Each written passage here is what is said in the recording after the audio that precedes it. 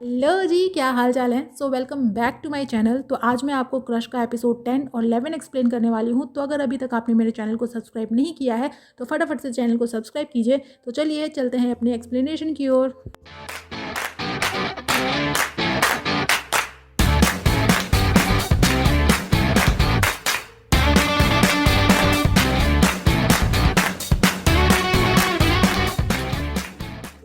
Episode 10 की start में वू यान को देखते हैं उसकी फ्रेंड के साथ, जो उसे बताती है कि वू यान को अपनी मॉम से बात कर लेनी चाहिए और नियांशन के बारे में भी बता देना चाहिए। और बताती है कि उसकी मॉम ने उसे भी कॉल किया था और वो वू यान के वापस आने की बात कर रही थी। और तभी वू यान को उसकी मॉम की कॉल आती है और वू यान बताती है कि वो वापस नहीं आने वाली है, वो 4 सालों से यहाँ पे रह रही है और आगे भी वहीं रहेगी। तो वू यान की मॉम बोलती हैं कि क्या वू यान को पता है कि उसके डैड जिस स्कूल में पढ़ाते हैं वो स्कूल कितना अच्छा है और कितने लोग उस स्कूल में पढ़ाना चाहते हैं। बट वू यान को जब ये अपॉर्चुनिटी मिल रही है तो वो उसे ठुकरा रही है। तो वू यान बोलती है कि वो किसी को डेट कर रही है और ये सुनकर वू यान की मॉम का रैपिड फायर चालू हो जाता है और वो पूछती हैं कि वो लड़का कौन है, क्या करता है और क्या वो उसके साथ पढ़ता है और फैमिली कैसी है वगैरह वगैरह। तो वू यान बताती है कि वो उसके साथ स्पेशल एजुकेशन स्कूल में पढ़ाता है और वो एक ऑर्फन एज में पला बढ़ा है और बताती है कि उसे आई साइट की भी थोड़ी प्रॉब्लम है। और ये सुनते ही नेक्स्ट सीन में वू यान की मॉम फ्लाइट पकड़ के सीधा आती हैं उसके पास। और वहाँ एयरपोर्ट पे नियांशिन की मैनेजर भी होती है जो वू यान और उसकी मॉम को देखती है। वैसे नियांशिन की मैनेजर यहाँ आई होती है किसी को पिक करने के लिए और वो लेडी कौन है ये हम बाद में जानेंगे। बट उसकी मैनेजर नियांशिन की डेटिंग के बाद उस लेडी को बताती है, डैट मीन्स कि वो लेडी नियांशिन से रिलेटेड थी। इधर नियांशिन वू यान को कॉल करता है बट वू यान कॉल उठाते ही उसे बाद में बात करने का बोलकर कॉल कट कर देती है और फिर उसे एक वॉइस मेल भेजती है कि वो आज नियांशिन से मिलाने किसी को लेकर आएगी। फिर हम देखते हैं कि वू यान की मॉम उसके रूम पे आते ही उसका सामान पैक करने लगती हैं और कहती हैं कि वू यान यहाँ बस उस लड़के की वजह से रह रही है और इससे पहले कि वो कुछ भी गलत करे वो यहाँ से उसे लेकर जाएंगी। तो वू यान बोलती है कि वो एक बार नियांशिन से मिलकर देखिए, वो बहुत ही अच्छा है और उसकी मॉम उसके रिलेशन को सिर्फ इसलिए अपोज कर रही हैं क्योंकि वो एक ब्लाइंड है। तो वू यान की मॉम बोलती हैं कि क्या वू यान को ये बातें नॉर्मल लगती हैं, उसे नहीं पता कि लाइफ एक फेरी टेल की तरह नहीं होती है, इसमें बहुत सारी रिस्पॉन्सिबिलिटीज़ होती हैं और दोनों पार्टनर्स को बराबर से इस रिस्पॉन्सिबिलिटीज़ को निभाना होता है। बट वू यान के केस में उसे ही सारी रिस्पॉन्सिबिलिटी निभानी होगी और उन्होंने वू यान को इतना पैम्पर करके सिर्फ इसलिए नहीं पाला पोसा ताकि वो जीवन भर किसी एक इंसान की सेवा करती रह जाए। ऊपर से नियांशिन एक ऑर्फन भी है। तो वू यान बोलती है कि नियांशिन को उसकी हेल्प की कोई ज़रूरत नहीं है और वो एक ऑर्फन नहीं है बल्कि उसकी भी एक फैमिली है जो कि बहुत अच्छी है। तो वू यान की मॉम बोलती है कि नियांशिन की फैमिली रिच हो या पुअर, इससे उन्हें कोई मतलब नहीं है, चाहे जो भी केस हो वो कभी भी उनको अप्रूवल नहीं देंगी। और वू यान यहाँ पे रूडली अपनी मॉम से बात करती है और माँ बेटे की लड़ाई का कोई भी रिजल्ट नहीं निकलता है। इधर नियांशिन वू यान को कॉल किए जा रहा था बट वू यान कॉल रिसीव नहीं कर रही होती है और तभी नियांशिन के पास आती है उसकी मैनेजर और हम देखते हैं कार में उस लेडी को भी जो बस दूर से नियांशिन को देखती है। बाद में नियांशिन अपनी मैनेजर को बताता है कि आज वू यान किसी को वहाँ लाने वाली है उससे मिलाने के लिए। तो मैनेजर बताती है कि वो पक्का अपनी मॉम को लेकर आएगी क्योंकि अभी थोड़ी देर पहले वो एयरपोर्ट पे अपनी फ्रेंड को लेने गई थी और वहाँ उसने वू यान को अपनी मॉम के साथ देखा। तो इसलिए नियांशिन को डिनर की अच्छी तैयारी करनी चाहिए। फिर नेक्स्ट सीन में हम नियांशिन और उसकी मैनेजर को देखते हैं वू यान का वेट करते हुए। फिर नियांशिन वू यान को कॉल लगाता है बट वू यान अगेन बाद में बात करने का बोलकर कॉल कट कर देती है। फिर अपनी मॉम को मनाती है कि वो उसे अपनी लाइफ में खुद से डिसीजन लेने दें बट उसकी मॉम कुछ भी नहीं बोलती है। और नेक्स्ट सीन में हम देखते हैं कि वू यान की मॉम वापस जा रही होती हैं और वू यान से कहती हैं कि वो अपने डिसीजंस खुद से ले सकती है बट इन फ्यूचर अगर कुछ भी गलत होता है तो इसकी रिस्पॉन्सिबल भी वू यान खुद ही होगी। यानी कि ना चाहते हुए भी वू यान की मॉम को एग्री होना पड़ता है। फिर वू यान आती है नियांशिन के घर पे जहाँ पे नियांशिन और मैनेजर के बीच में बहस हो रही होती है क्योंकि मैनेजर उसे एक बार अपने डैड से मिलने को बोल रही होती है बट नियांशिन कहता है कि वो उसके डैड नहीं है क्योंकि उन्होंने कभी भी एक डैड की रिस्पॉन्सिबिलिटी को नहीं निभाया है। तो मैनेजर वहाँ से चली जाती है। बाद में वू यान उससे पूछती है कि क्या उसके और नियांशिन के बीच में सब कुछ ठीक है बट मैनेजर बात को टालती है और कहती है कि वू यान कल उससे मिलने क्यों नहीं आई और बताती है कि कल नियांशिन का बर्थडे था बट वैसे भी वो अपने बर्थडे को सेलिब्रेट नहीं करता है। और फिर वू यान को नियांशिन का ख्याल रखने बोलकर वहाँ से चली जाती है। इधर हम उस लेडी को एक आदमी के साथ देखते हैं जो थोड़े बीमार होते हैं और ये होते हैं नियांशिन के डैड, जो उस लेडी से पूछते हैं कि वो यहाँ आते ही नियांशिन से मिलने क्यों चली गई जबकि वो कभी भी उनसे मिलने नहीं आता है। तो वो लेडी बोलती है कि अगर उन्होंने नियांशिन को बचपन में नहीं छोड़ा होता तो आज नियांशिन उनसे इतनी नफरत नहीं करता। इधर वू यान नियांशिन को लेकर आई होती है एक रेस्टोरेंट में उसका बर्थडे ट्रीट देने के लिए, और यहाँ नियांशिन वू यान से पूछता है कि वो उसे किससे मिलवाने वाली थी। तो वू यान यहाँ पे झूठ बोलती है और कहती है कि वो अपनी एक्स रूमी को उससे मिलवाने वाली थी। वो चाहती थी कि जब वो नियांशिन के साथ शिफ्ट हो रही है तो नियांशिन जान जाए कि उसकी एक्स रूमी कौन थी। इधर वू यान की मॉम अपने घर आती हैं और गुस्से में वू यान के डैड को बताती हैं कि उनकी लड़की पागल हो गई है, वो उस लड़के से प्यार करती है और वो लड़का ना तो देख सकता है और ना ही उसकी फैमिली का कोई ठिकाना है। बट तभी वू यान के डैड की तबीयत खराब हो जाती है और वू यान की मॉम उनको लेकर आती है हॉस्पिटल में, जहाँ डॉक्टर बताते हैं कि उनको ब्रेन हैमरेज हुआ है और अभी वो आईसीयू में है। बट ये बात वू यान की मॉम वू यान को नहीं बताती हैं।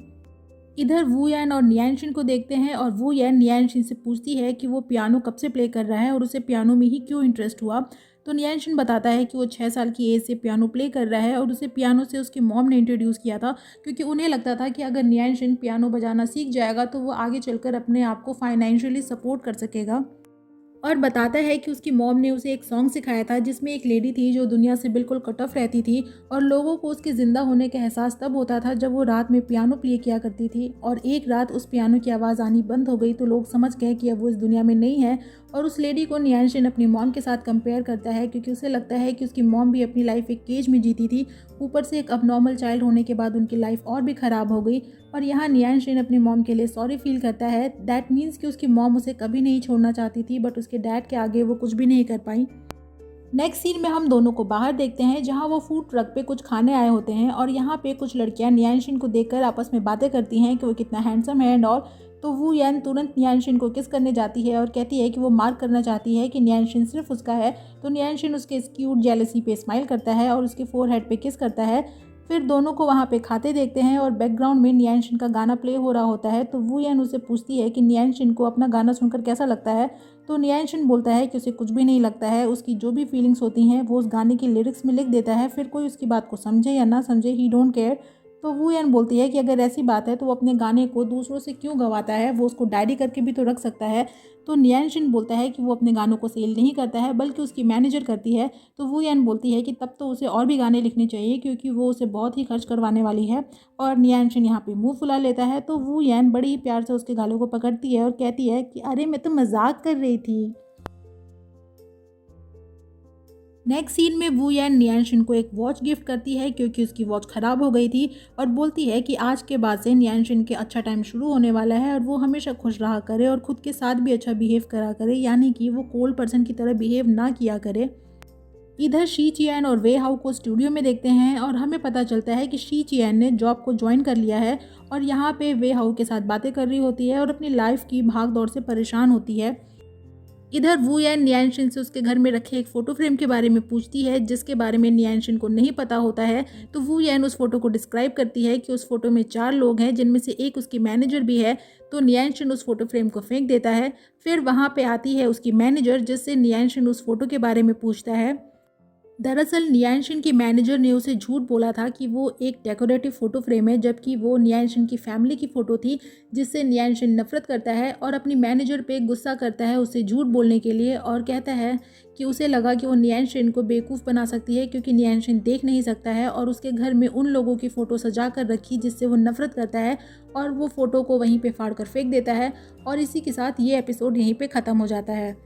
एपिसोड 11 की स्टार्ट में हम देखते हैं कि नियांशिन की मैनेजर उस पर गुस्सा करती है और बोलती है कि नियांशिन सिर्फ अपने बारे में सोचता है, जबकि उसकी फैमिली उसके साथ जो हुआ उसके लिए सॉरी फील करती है और वो मानती है कि उसने उसे बिना बताए उसकी फैमिली फ़ोटो उसके घर पे रखी, जो कि गलत था। बट नियांशिन को भी अपनी फैमिली के एफर्ट्स को देखना चाहिए जो वो लोग उसे खुश रखने के लिए कर रहे हैं, और वहाँ से गुस्से में चली जाती है। और नियांशिन भी वू यान को बोलता है कि उसे अकेले रहना है और वहाँ से चला जाता है।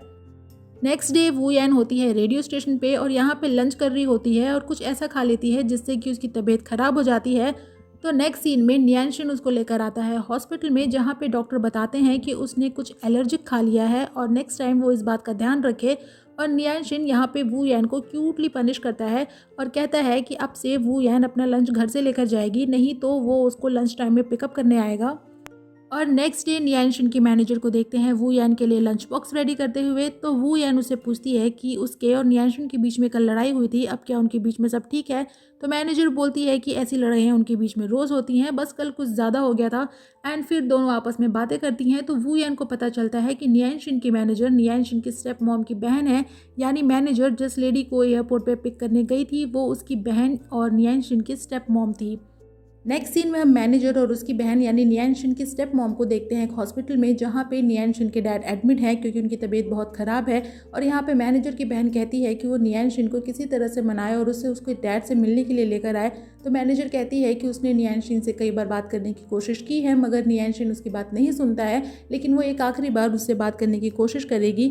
और आती है नियांशन के घर पे और उसे बताती है कि उसके डैड को लिवर कैंसर है और नियांशन को अपने डैड से मिल लेना चाहिए इससे पहले कि वो लाइफ टाइम इस रिग्रेट में रह जाए। तो यहाँ पे नियांशन बहुत ही रूड रिप्लाई देता है और कहता है कि वो अपने डैड के फ्यूनरल में भी नहीं जाएगा। तो गुस्से में नियांशन की मैनेजर वहाँ से चली जाती है और बाहर जाकर वो कॉल करती है वू यान को और मिलने बुलाती है। और नेक्स्ट सीन में वू यान और मैनेजर को देखते हैं एक रेस्टोरेंट पे, जहाँ पे मैनेजर वू यान से हेल्प मांगती है कि वो नियांशन को मनाए उसे उसके डैड से मिलने के लिए। बट वू यान बोलती है कि वो अप्रिशिएट करती है जैसा कि नियांशन की फैमिली मेम्बर्स उसकी केयर करते हैं, बट वो यहाँ पे नियांशन से कोई बात नहीं करेगी, इसलिए क्योंकि वो नियांशन को कैसे भी फोर्स नहीं करना चाहती है। और एक बार सभी को नियांशन की पोजीशन से भी सोचना चाहिए। नियांशन ने बचपन से लेकर अब तक बहुत कुछ खोया है और वो आज भी उसी जगह पे है जब उसके पेरेंट्स ने उसे छोड़ दिया था, सिर्फ इसलिए क्योंकि वो एक नॉर्मल बच्चा नहीं था। और ये बात आज भी उसके दिल और दिमाग में बसी हुई है और उसे लगता है कि आज उसकी फैमिली उसे खुश करने की कोशिश सिर्फ इसलिए करती है ताकि वो लोग अपनी गलती पर पर्दा डाल सकें। बट नियांशन के लिए ये सब कुछ इतना आसान नहीं है और उसकी गर्लफ्रेंड होने के नाते वो नियांशन को हमेशा खुश देखना चाहती है। और इसीलिए फैमिली में अगर दो लोगों के बीच में नहीं बनती है तो दोनों के लिए अच्छा यही होगा कि दोनों अपने अलग अलग रास्ते पर चलें। बट मैनेजर बोलती है कि ये सब कुछ इतना आसान नहीं है क्योंकि नियांशन के ऊपर उसकी फैमिली बिजनेस की पूरी रिस्पॉन्सिबिलिटी है। और यहाँ वू यान को पता चलता है कि नियांशन एक बहुत ही वेल टू डू फैमिली से बिलोंग करता है जिसकी फैमिली हाउस होल्ड काफ़ी पुराना है। नेक्स्ट सीन में नियांशन वू यान को कॉल करता है कि वो अभी तक घर क्यों नहीं आई, बट वू यान बोलती है कि आज रात वो अपने फ्रेंड के साथ रुकने वाली है। और फिर सोचने लगती है कि आखिर नियांशन ने उसे अपने फैमिली बैकग्राउंड के बारे में क्यों नहीं बताया और खुद में ही अजीब अजीब से कंक्लूजन्स निकालने लगती है।